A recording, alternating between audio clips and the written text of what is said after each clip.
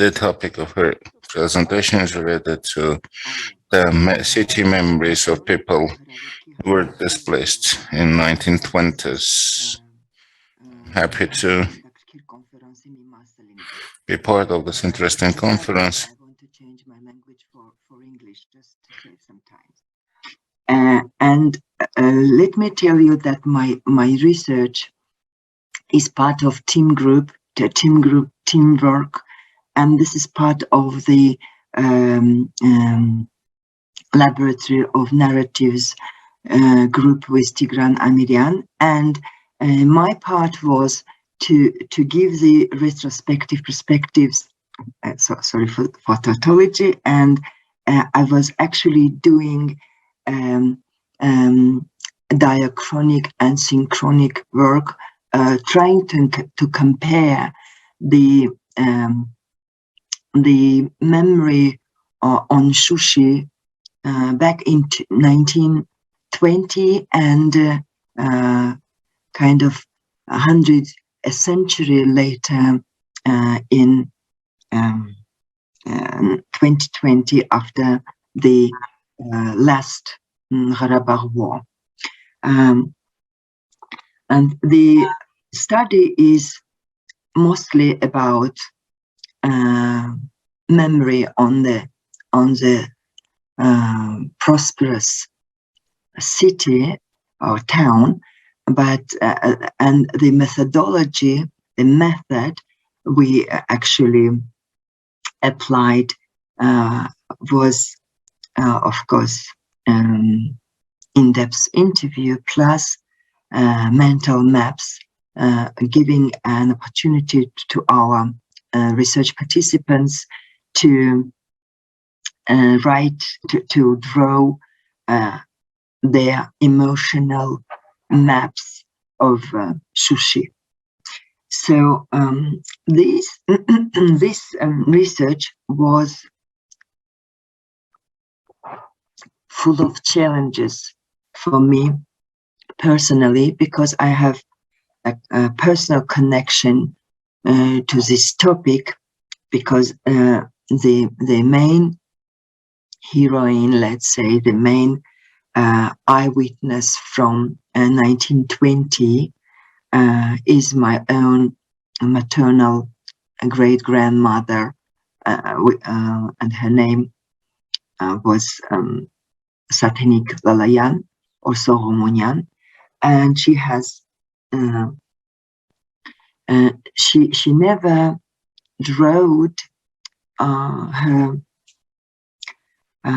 mental maps on the paper, but the thing is that this was such a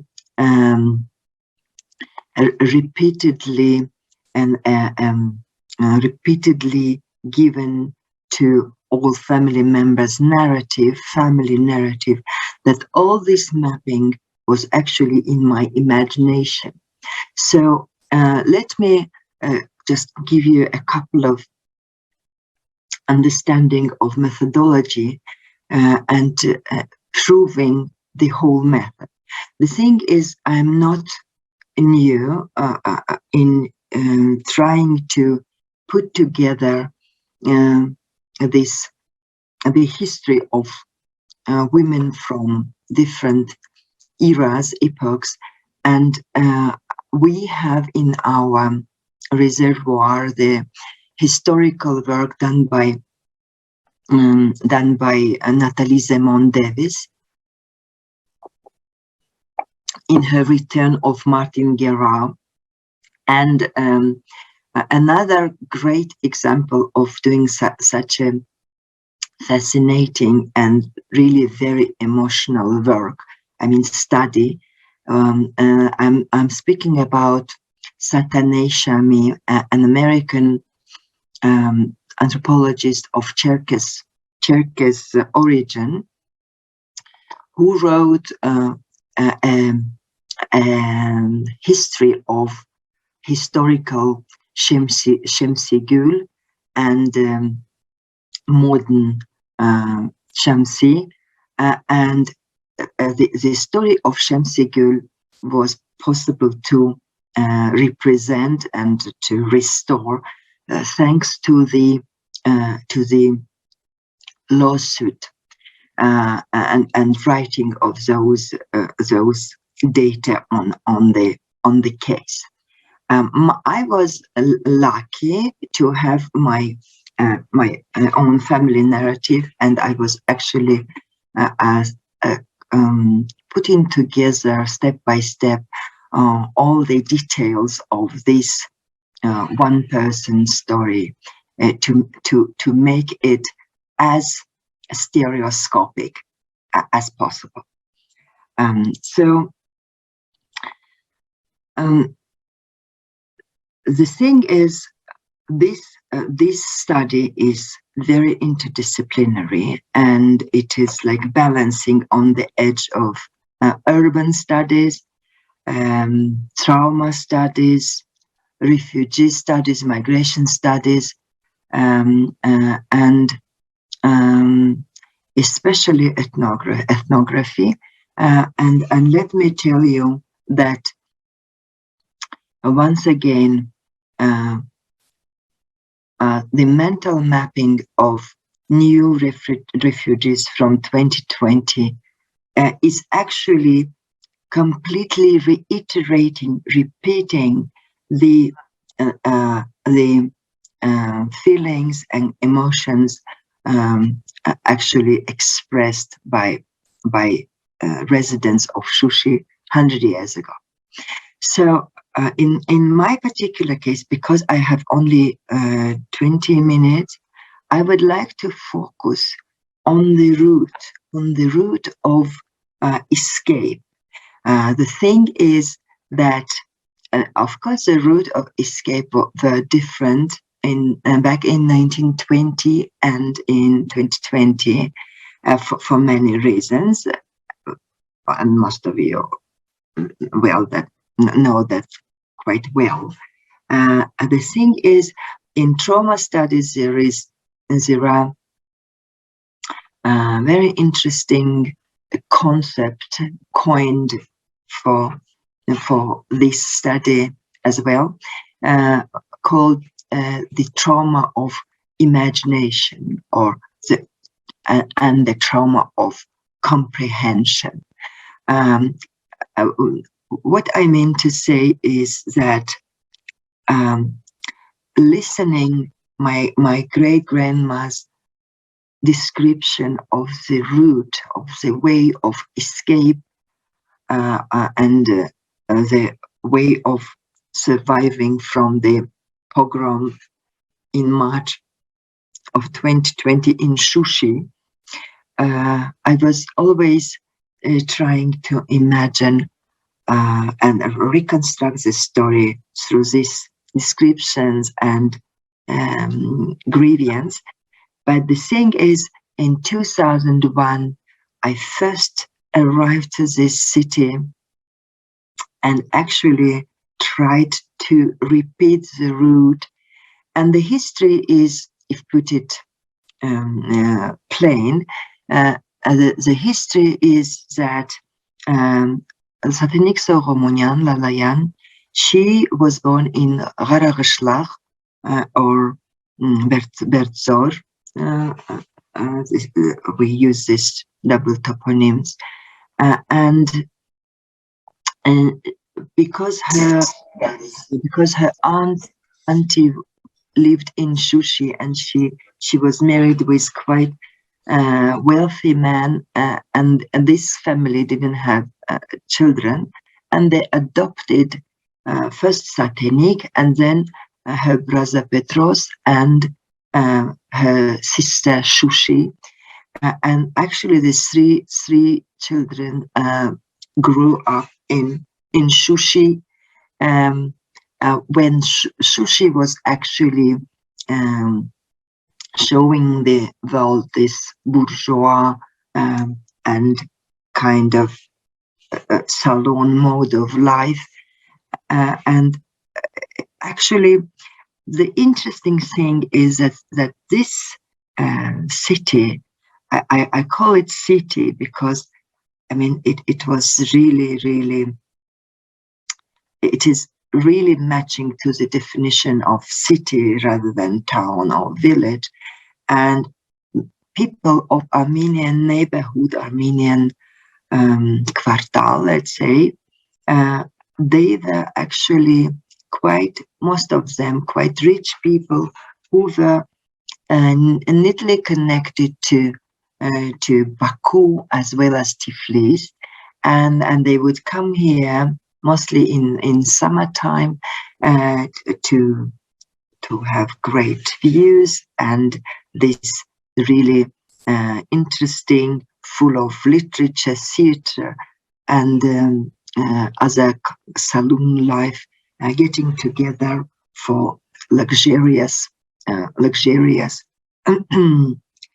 meeting and receptions. Satinik Lalayan actually attended. She attended girls' gymnasium, and she get her education in this city.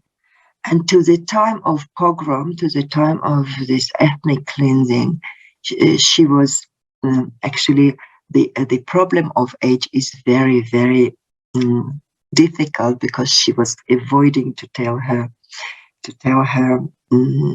age, and she lived quite long. Unfortunately, she died not with her natural death, but she died resulting in bombardment with artillery from Ardahan. Actually, in Martuni, the idea is to show how she found herself in Martuni. To the day of pogrom, early morning, she had already she got married with Ruben, who was playing on a Caucasian guitar, tar, and he was singing in Armenian and Azerbaijani, and was very popular, being invited as a singer for communities, weddings and funerals. He actually, at that morning, he was not home, and actually the whole city was set in fire. And because Ruben was the only child, the only son, his parents, actually in-laws of Satinik Lalayan, they refused escaping their death, and they actually were in rush to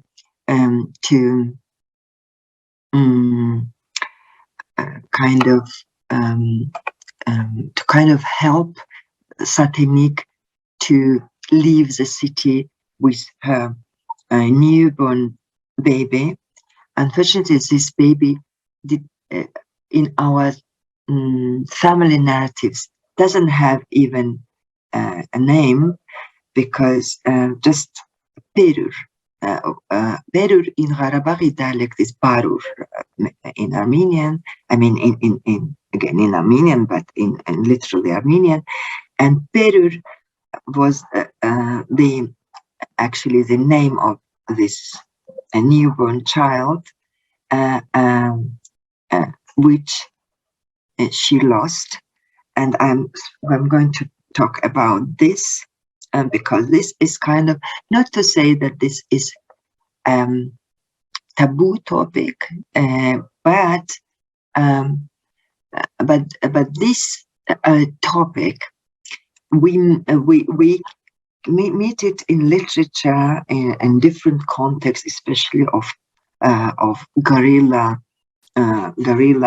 fights, quite frequently.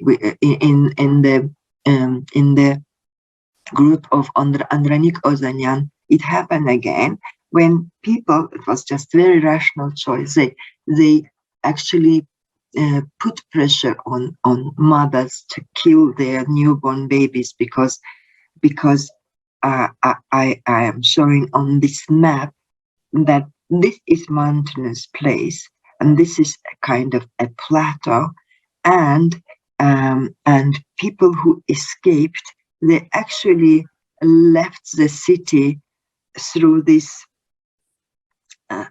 steep slopes, and the echo, as they would describe it, as they would put it, there was a triple echoes, which means that any movement or any sound would give huge resonance, and for that reason, most of women were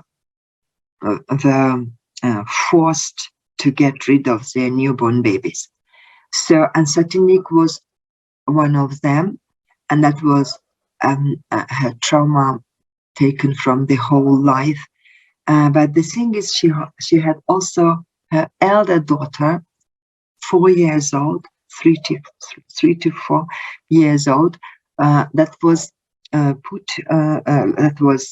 I mean, in a very very local way, was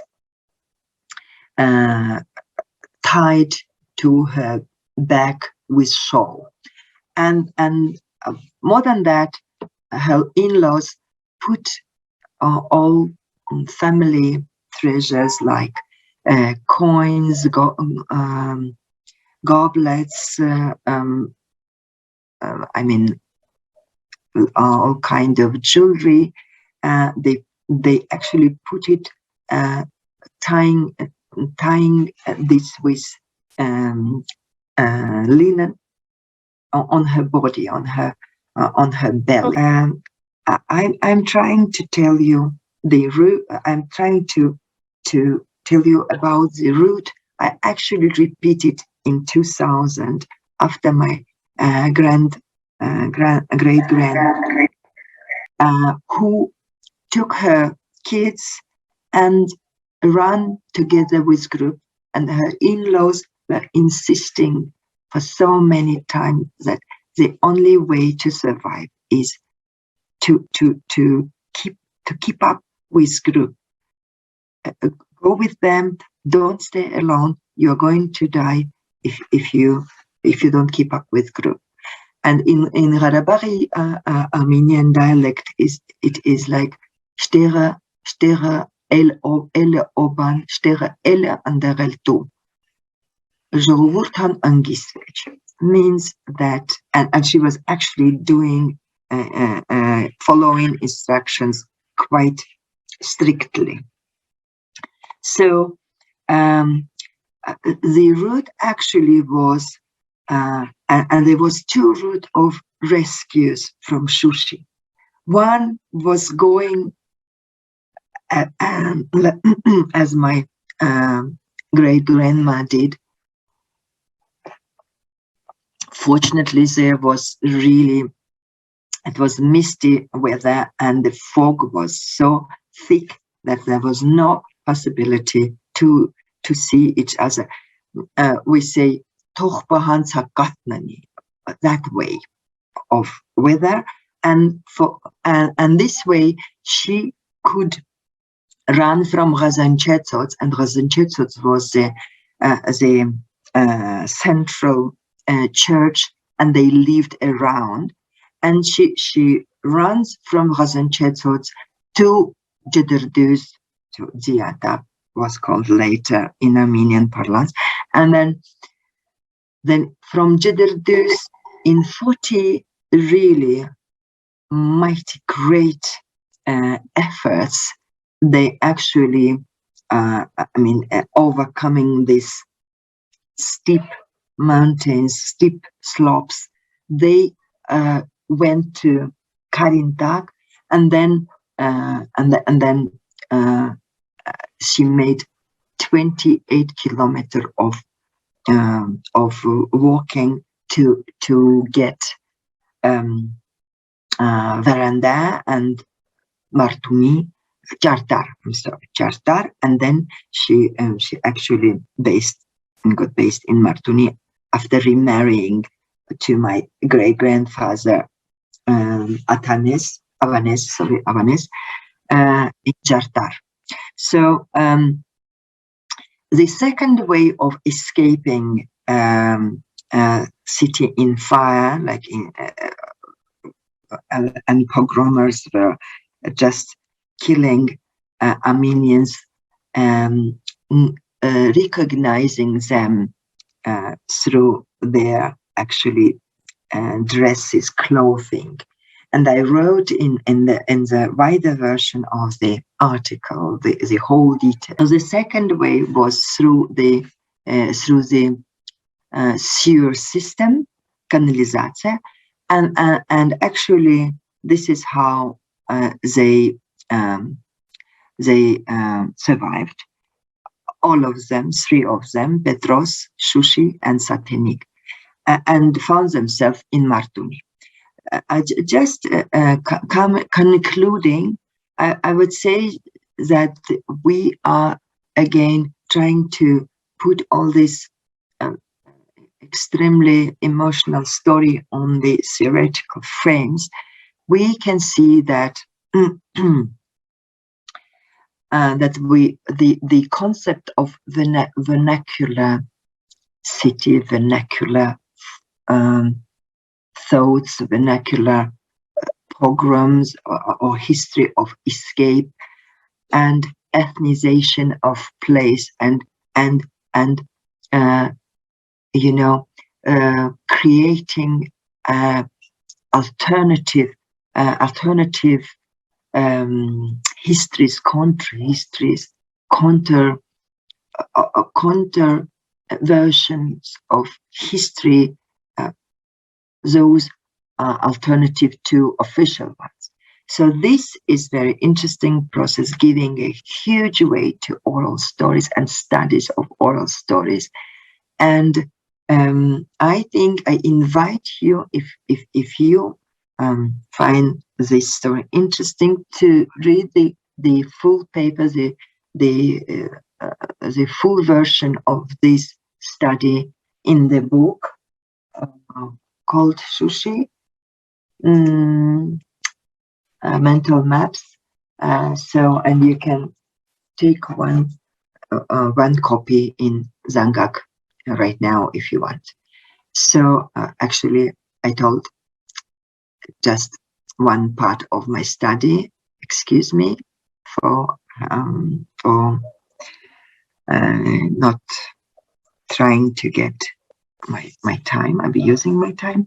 Thank you very much, and I will be happy to answer your questions.